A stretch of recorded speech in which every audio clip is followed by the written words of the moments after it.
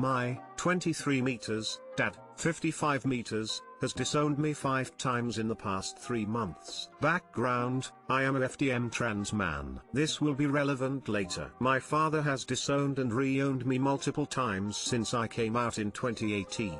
It's a fairly empty threat, since I am a steadily employed adult living alone. However, it has never been this bad. I think his sensitivity to perceived slights has gotten worse with pandemic isolation, to the point where he has disowned me 5 times in the past 3 months. Re-owning me is never a grand gesture, by the way. He just decides one day that the problem is over, and I'm selfish if I don't put it behind me. I will try to summarize what happened. Dates are approximate/fudged. October 30th, calls me, unprompted, to tell me my life choices make me a target for bigots, and he will not protect me from them. Goes on about this for more than 45 minutes without me saying a word. Then gets mad that I am not talking. Also said he wouldn't buy me my birthday gift this year, which, well, okay. November 10th, invites himself over for Thanksgiving. I ask him not to come, due to COVID. He says I will never see him or my mother again. November 30th,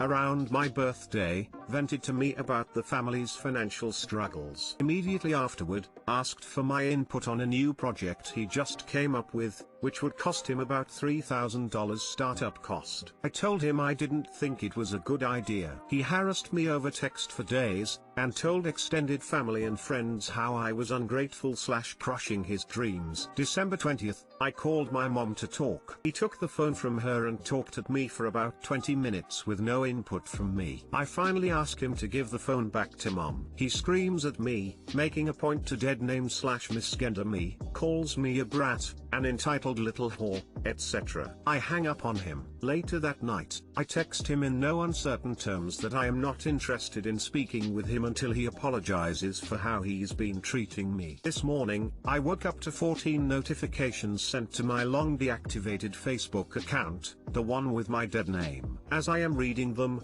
more come in. Highlights include, I don't owe you anything. It's the other way around. I'm just sick of saying be nice. So, bye. Sorry it has to be this way. I didn't change. You did. If you don't want to be my daughter, okay. But I don't need a new 24-year-old son who acts like a silly little girl. Tell your therapist that. I'm don't asking for my kids' respect and loyalty. You owe me that. At your age I owe you 0. I don't know what to do anymore. It hurts to know how much more effort he went to message a Facebook account that isn't even visible on the site anymore, just to hurt me with my old identity. It's very intentional. He is perfectly capable of using my correct name and pronouns when he's not angry. It's also hurting my relationship with my mom, who has been one of my biggest supports my whole life. We talk so much less now that I can't call her without fear. Too long didn't read. My dad disowns me every time I do not react to him with complete enthusiasm, and uses my transgender identity to twist the knife. What am I supposed to do to make it stop? Just stop looking. Don't respond, delete the old accounts and block him on everything. The thing is, he attacks you in that specific way because he knows that's what hurts you the most and will give him a response. If, for example, you were the most insecure about being skinny/fat/whatever, he would use that against you instead. Call only your mother from now on. If your father tries to butt in, hang up the phone. If you hear him in the background making stupid commentary, don't respond. If he shows up at your door, treat him like you would treat a Jehovah's Witness and pretend to not be at home. Have you spoken to your mother about his behavior and thought processes in other areas of his life? While the contents of his messages and phone calls to you is certainly hurtful and bigoted, the way you describe the urgency of it and his long monologues, unprompted, it sounds like he may be in very poor mental health. You are certainly entitled to cut someone out of your life when they treated you so poorly as you describe your father doing. However, if this is a relationship you are not ready to cut off, it may be worth considering whether he has untreated mental health problems. Doesn't sound like there is any point in reaching out to speak to him at this point, and since you are far away, I would advise you to discuss with your mother. Everyone knows he's mentally ill, but he's convinced convinced he's the only sane man on earth, so no one can get him to do anything about it. He also definitely uses the fact that I am in therapy against me. Never mind that his actions are most of what I need therapy for. I don't know how I or anyone else can fix him at this point. Sounds like you've given him more chances than he deserves. It sounds like you need to cut him out, or at the very least set hard boundaries. It sounds like you're catering to him too much by letting him talk to you in disrespectful ways. In those long monologues, you need to interrupt and express what your boundaries are, and if he won't choose to respect that, hang up. Maintain your relationship with the rest of the family so his trash talk is countered by your own healthy relationship with them. He's a child. He's freaking out like a child. He's reacting like a child. You have to treat him like a child. Now, depending on what kind of relationship you want with him will determine how you treat him like a child. If you want to attempt to have a loving relationship, then you'll need to lovingly parent him by doing what a parent should do with their tantruming child: lay down boundaries and explain how their behavior is inappropriate, ask what they're feeling and why, and help them through the process of managing the emotion properly, and express the love and acceptance of them as a person. I don't love your actions today,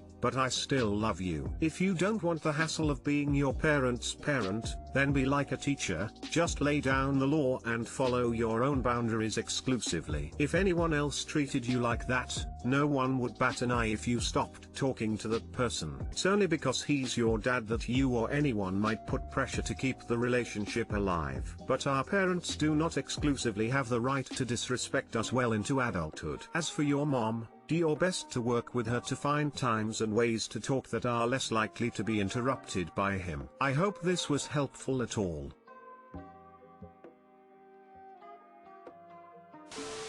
My 18F mother, 48F, is dying of cancer and I don't know how to deal with it. This is a difficult post for me to type, but I'm very stressed. Abs need advice from people who have gone through something like this. For context, my mother has struggled with a rare form of appendix cancer. She got diagnosed when I was 15, had chemo and was at a state where it was completely gone. It came back worse when I finished high school. It was a shock, but I thought everything would be okay. A year later and options for treatment have run out. She gets weaker every day. She is getting close. I don't know how to feel. It's hard some days, but other days it feels normal. Reality is of hitting me now. I have a father, 48M, and a brother, 21M. Any advice from people who have gone through this situation? What were coping strategies and things you did to make it easier? Too long didn't read. My mother is dying and I don't know what to do.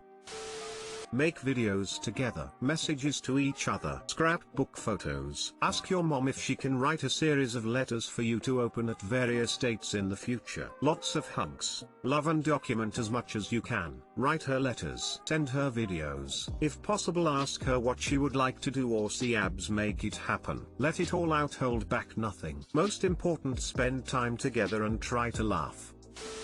My mom died from liver cancer about 1.5 years ago, so I understand your feelings. It's really, really rough and I'm sorry you're going through it. I keep voicemails from her on my phone so I can still listen to her voice. If she's up to it, maybe ask her to give you recipes that she always made so you can reproduce them when you feel the time is right. Your dad is likely going through a lot right now, but I'm sure he would help you set up an appointment with a counselor so you can talk through your feelings. I started seeing someone last year and it has helped me a lot. If you want to talk, my messages are open. Stay strong.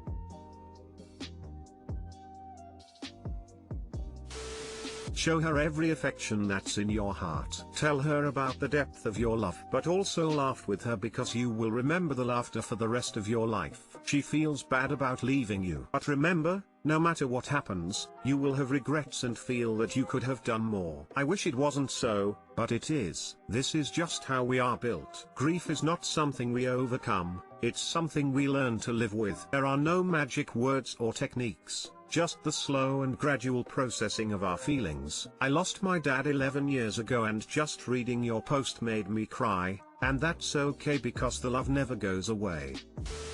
Talk to her. Tell her how much you love her. Tell her everything you could possibly want to say to her. Don't hold back.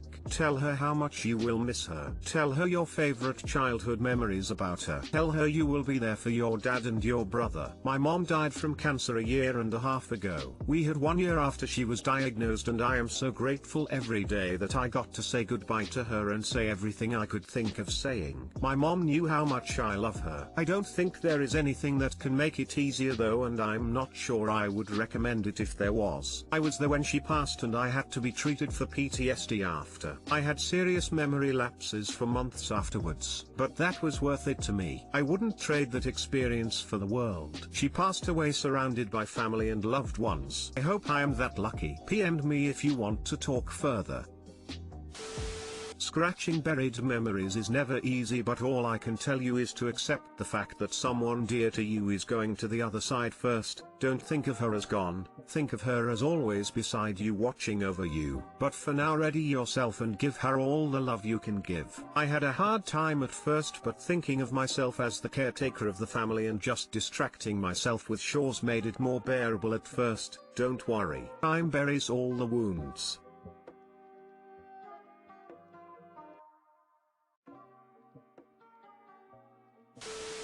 My GF, 33F, wanted a break with me, 33M, over shared issues. I'm not sure if I even want to fix it. Throwaway account, for what it's worth, family knows of my main. Too long didn't read. I'm wondering if my GF is bipolar. We've both got our own mental issues, both working on them. She left for a week on a break. I don't know if I even want to continue my relationship with her. We live together in a rental house. Where to start? This is my second serious relationship after an amicable divorce, and we've been together for just over 9 months. We moved in together at around 6 months. A little rushed, I know, but we were spending every night together as it was, and we literally lived across the street from each other, in separate apartments. We've definitely had our fair share of issues over the relationship. She has a thyroid problem, suffers from depression due to COVID, I'm treating or due to PTSD, was also on antidepressants for 2 months. We've been super hot most of our relationship, super communicative, until the last week, but there have definitely been some red flags. I won't bother including, as this post is long enough, but will include if asked. I've been having these random pass-outs, where I sit down and in less than a minute, I'm fast asleep for 1 to 2 hours when I'm at home. I had one on the weekend after the two of us celebrated my birthday weekend. Admittedly, I had drank a few beers, 6, which does almost nothing for me. I'm on medication that blocks the enjoyment of alcohol, so I can control how much I drink. I'm currently awaiting the results of blood work to see if chemical intoxication from work is causing me to pass out. Anyways, I digress. I had a pass out, on the toilet, and awake to her FaceTiming my fucking mother to film me, and I am beyond mortified. I was so mad, I told her I was sleeping on the couch. So I did. I woke the next morning, early enough to think about the prior night's events. Everything the previous night was absolutely fine until the washroom event. She eventually awakes as well, and proceeds to absolutely ignore me all day, recoiling from my attempted touches and hugs, flat out refusing to talk with me. I finally say fuck it, and go back to building my new home gym in the basement. A few hours later, I hear her coming down the basement stairs, and she asks if I can move my truck in the driveway. It was blocking her car in the garage. I have my bikes inside. I answer, no problem, what's up? And she responds she's leaving for the night. I'm shocked, and ask why? She responds with, we currently have a lot of problems between us, and I need a break. I'm beyond shocked at what is going on, but agree, and she leaves. Then, it gets really weird. I find out she sent these massively long texts to my closest friends, my mom, and who knows who else, about how I need help. After talking with multiple people, it's pretty insane how overdramatic she's been, and not one person I've talked to has been able to justify the lengths she has gone to. They're alienated, I'm embarrassed, and half of me wants to just wash my hands of this entire situation. The other half wonders if I'm overreacting by thinking about ending the relationship in its entirety. I just don't know. She supposedly comes back on Saturday. I'm not sure if I should keep thinking about if she should ask to be tested for being bipolar. She goes from hot to cold, back and forth over the weirdest things. When things are good, they're fantastic, And when she loses her shit, well, she did throw a rock at me for no reason one time, due to her being extremely drunk. Just chalked that up to stupidity. Anyways, if you've read this far, I'll answer any more questions about any advice. Also, I've constantly read that a relationship break is just a breakup in process, just slower.